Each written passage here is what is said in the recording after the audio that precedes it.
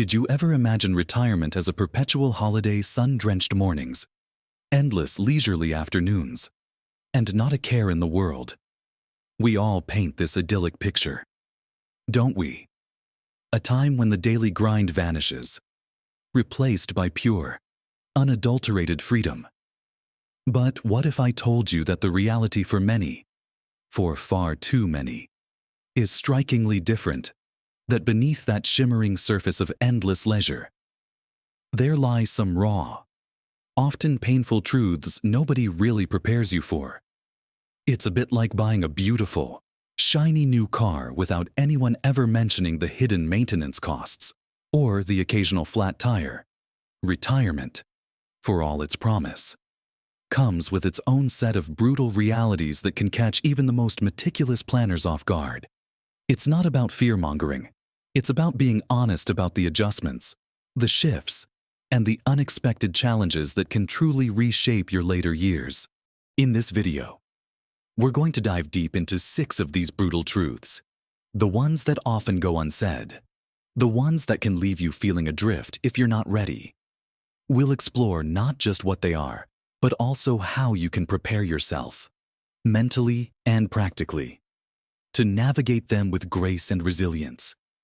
Watch to the end for something that will surprise you, a perspective shift that could change everything. Let's begin with the first big truth, and it's one that often hits hardest right after that final farewell party, the profound loss of identity and purpose. For decades, many of us defined ourselves by what we did.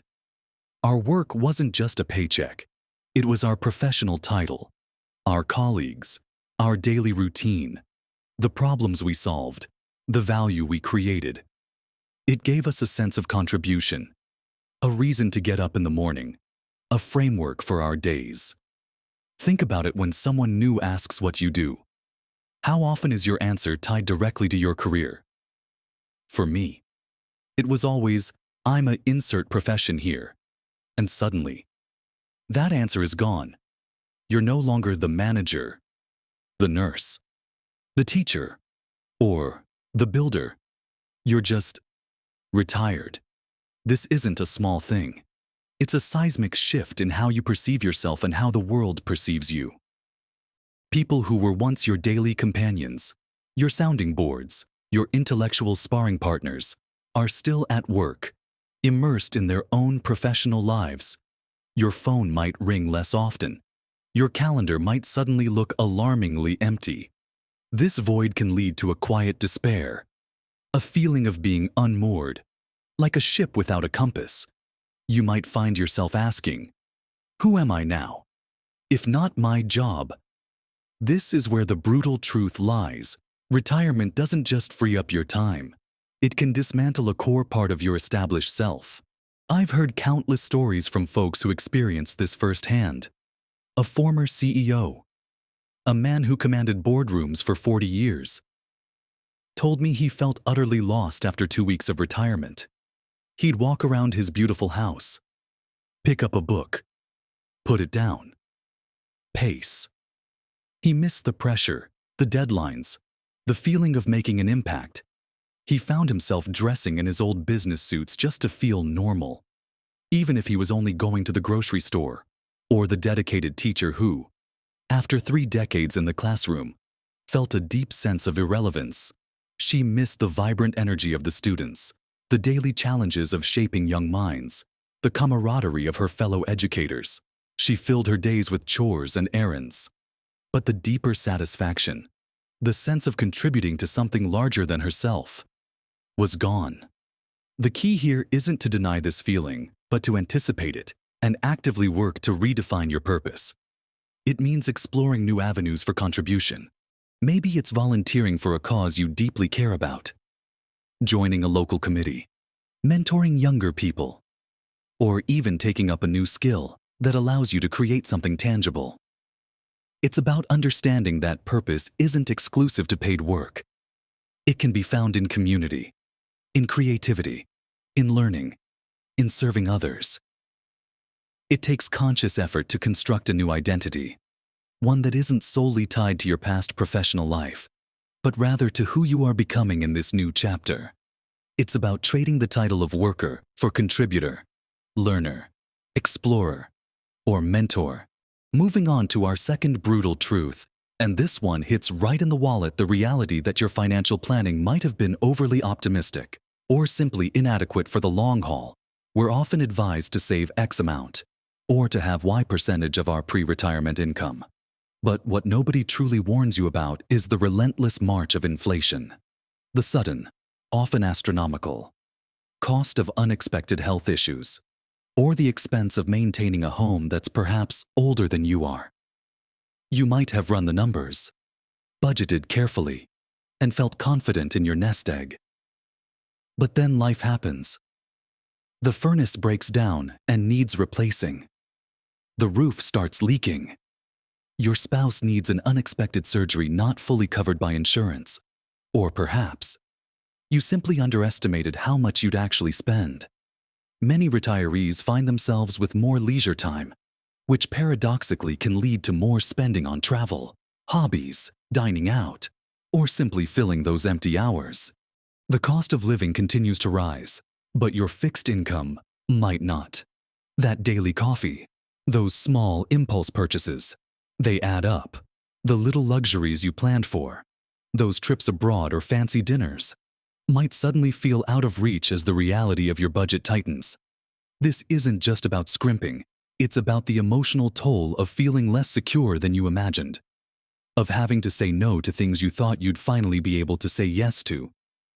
I know a lovely couple, John and Mary, who retired thinking they had everything sorted.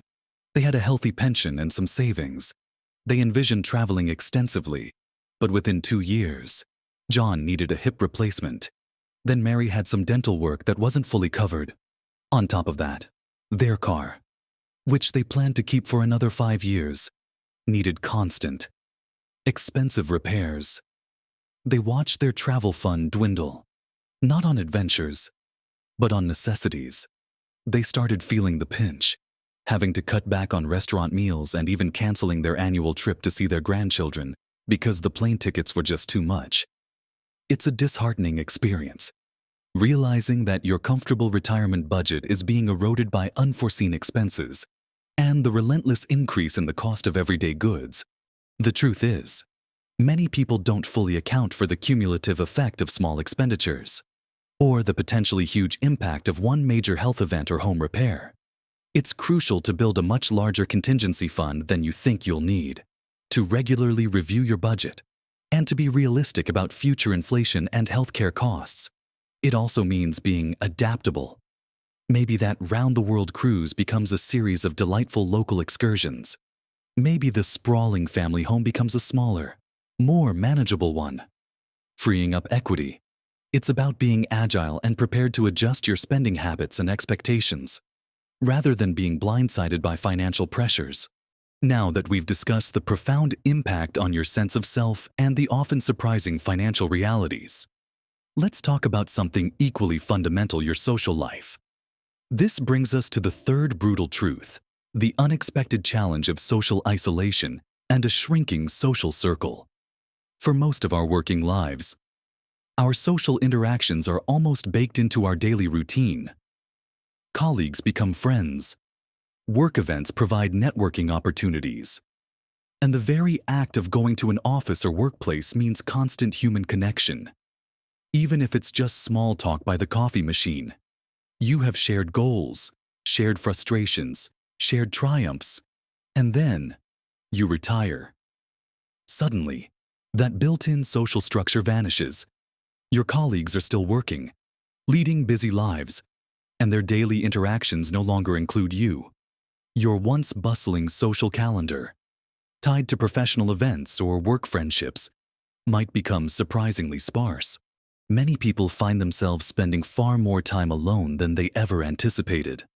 And this can lead to profound feelings of loneliness, even depression. The world doesn't stop just because you do, and the connections you relied upon can fade, not out of malice, but simply because the common ground has shifted. Think about someone like Sarah, who was the life of the office, always organizing lunch outings, birthday celebrations, after-work drinks. She had a wide network of work friends and felt deeply connected.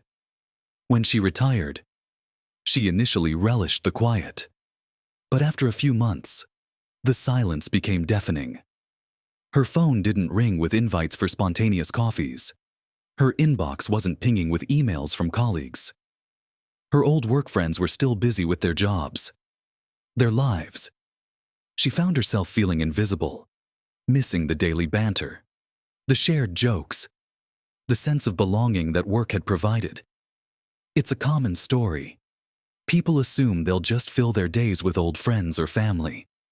But often, those friends are still working, or their own lives are full, or they've moved away. The reality is, maintaining a vibrant social life in retirement requires conscious, proactive effort. It means stepping outside your comfort zone and actively seeking out new connections and new communities. This could involve joining local clubs, a book club, a hiking group, a gardening society. It might mean volunteering for a cause you believe in, which immediately connects you with like-minded individuals. Or it could be taking a class, whether it's learning a new language, pottery, or a fitness class designed for your age group. The key is to intentionally build new social bridges, rather than waiting for them to appear. It's about recognizing that social connection is as vital to your well-being as any financial planning, and just as important to nurture. This brings us directly to our fourth brutal truth, and it's one that can be particularly challenging for couples: the unexpected strain on marital relationships. For decades, many couples operate on a kind of unspoken understanding where work provides separate lives, separate challenges, and separate achievements. You spend a significant portion of your day apart, then come together in the evenings to share stories, support each other, and enjoy your time. There's a natural rhythm of absence and presence, but when both partners retire, or one retires and the other is still working, that rhythm is completely disrupted. Suddenly, you're spending 24/7 together. Every meal, every errand, every quiet moment is shared. While this might sound romantic in theory, the reality can be quite different. Old habits, small annoyances that were easily overlooked or tolerated when you had your own spaces and routines, can now become amplified. You might discover your spouse has habits you never knew about, or that you simply didn't mind before because you had a full day away from them. There can be a struggle for space, for autonomy, for individual interests within the shared bubble of retirement. It requires a profound adjustment, a renegotiation of boundaries, and a renewed commitment to communication. Consider Michael and Susan. Michael retired first. Eager for a relaxed pace, Susan was still working part-time. Michael started reorganizing the house, offering unsolicited advice on Susan's work, and generally being underfoot. Susan, used to her quiet mornings and evenings alone, felt stifled and irritated. When Susan eventually retired, the dynamic shifted again. They both loved spending time together, but they also realized they needed distinct activities and spaces. Michael wanted to spend every afternoon on the golf course. Susan preferred gardening and reading. They found themselves occasionally resenting the other's presence, not out of a lack of love, but out of a lack of personal space and individual pursuit. The brutal truth here is that retirement can expose cracks in a relationship that were previously masked by the demands of work and separate lives. It forces couples to confront unspoken expectations about how their time will be spent, who will do what, and how much togetherness is actually healthy. The antidote lies in intentional conversation. It means openly discussing expectations, respecting individual hobbies and interests, and consciously scheduling both shared activities and separate pursuits. It's about creating new routines that honor both togetherness and personal autonomy. It might mean designating certain rooms as personal space, or agreeing to a few hours each day where you each pursue your own interests. It's not about growing apart, but about growing together in a new way, allowing each other the freedom and space to thrive independently. even while sharing a life. Next, we arrive at the fifth brutal truth, the dramatic and often disorienting shift in the pace and structure of daily life. For decades, our lives have been defined by schedules, alarm clocks, commutes, meetings, deadlines, specific hours, and a clear distinction between weekdays and weekends. We live by the clock, by appointments, by the rhythm of the working world. Then, retirement arrives, and suddenly, the structure vanishes. There's no alarm clock to wake you, no office to report to, no boss setting deadlines. For some, this newfound freedom is liberating. For many others, it can be deeply unsettling. The endless expanse of unstructured time can feel overwhelming, leading to boredom, a lack of motivation, and even a loss of purpose. Without the external impetus of work, days can blur into one another, and a sense of inertia can set in. You might find yourself drifting from one activity to another without real engagement, or simply watching too much television because there's nothing else urgent to do. This isn't a problem of too little time, but paradoxically, too much time without a meaningful framework. I spoke with a gentleman named Arthur, who had been a highly organized project manager for 40 years. His life was calendared down to 15-minute increments. When he retired, he lasted about 2 weeks before he felt completely adrift. He'd wake up and think, "Now what?" The days felt endless and formless. He missed the mental challenge, the problem-solving, the satisfaction of completing a task. He tried to fill his time with odd jobs around the house, but they didn't provide the same sense of accomplishment.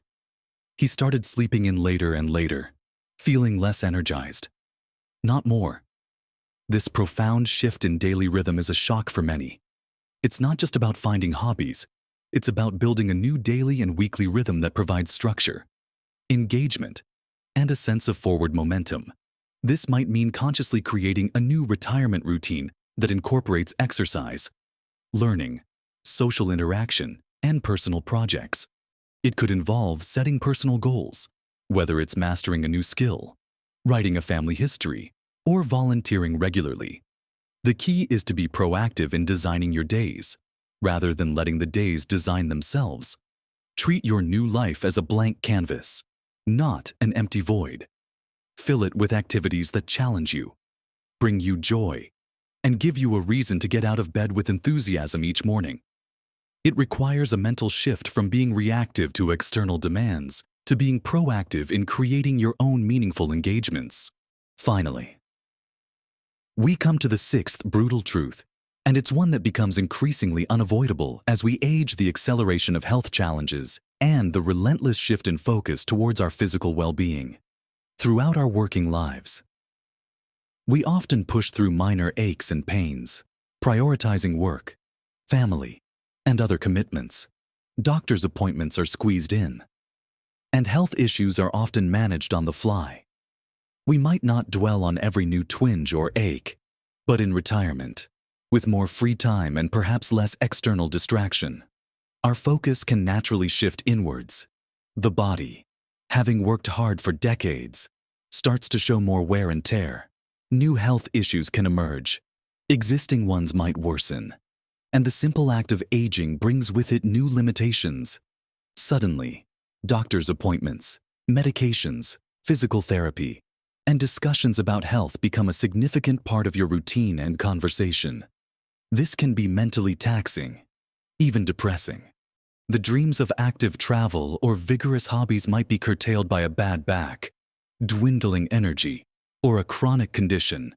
It's the brutal reality that our bodies, no matter how well we've cared for them, are not invincible. I've seen this unfold with so many people. My neighbor, Robert, was always a keen hiker. He envisioned spending his retirement trekking through national parks. But soon after retiring, he developed severe arthritis in his knees and hips. His hiking boots gathered dust, and he found himself spending more time at physical therapy appointments than on trails. The physical pain was one thing, but the emotional pain of losing a cherished activity, of facing a new physical reality, was devastating for him. He started feeling trapped in his own body, and it affected his mood significantly. This truth isn't just about physical limitations. It's about the mental and emotional toll of confronting mortality and the decline of capabilities we once took for granted. The key isn't to deny these changes, but to adapt and find new ways to engage with life.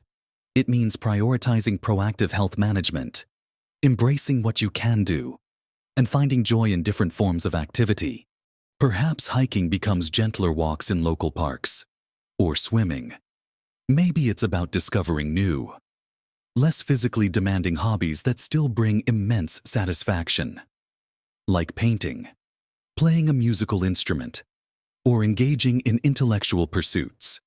It also involves cultivating mental resilience, accepting the aging process with grace, and focusing on maintaining a positive outlook despite physical challenges. It's about understanding that well-being in retirement isn't just about financial security or social connections. It's about adapting to and managing your evolving health, finding new ways to experience joy and purpose even when your physical capabilities change. So, there you have them 6 truths about retirement that might sound a little sobering, maybe even a bit brutal. But they're important. We've talked about the profound loss of identity that can hit harder than expected, the quiet challenge of financial plans that don't quite stretch as far as you hoped, and the surprising loneliness that can creep in when your built-in social circles disappear. We also explored the potential for unforeseen marital strains when you're suddenly together 24/7, the disorienting lack of structure in your days, and the increasing focus on health challenges that can reshape your entire existence. These aren't meant to deflate your dreams of retirement. Quite the opposite. They are insights, tools to help you truly thrive in this next chapter. Because knowing these potential pitfalls isn't about dreading them.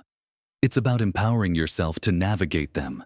It's about building a robust, flexible mindset and practical strategies before they become a problem. Remember, these are challenges that many retirees face, but they are absolutely surmountable. By understanding them, you can prepare, adapt, and even find new, richer meaning in your post-work life. It's about proactive living, about designing a retirement that is full of purpose, connection, and joy, even amidst the inevitable changes, small adjustments, a willingness to be flexible, and an open mind can make an enormous difference in how you experience these golden years. It's never too late to start preparing or to adjust your sails. No matter where you are on your retirement journey, I'd love to hear your thoughts on this. Have you experienced any of these truths, or perhaps others that caught you by surprise? What lessons have you learned? Share your insights and experiences in the comments below. Your wisdom could be invaluable to someone else going through a similar journey. And if you found this video helpful, if it sparked a new thought or offered a fresh perspective, please give it a thumbs up. A like means a lot to us and helps more people find this content. Also, consider subscribing to the channel. We share practical advice and uplifting perspectives on living your best life at every age, and you won't want to miss our next helpful video. Thank you for spending this time with me. Embrace the journey. Be kind to yourself, and live your best life at every age.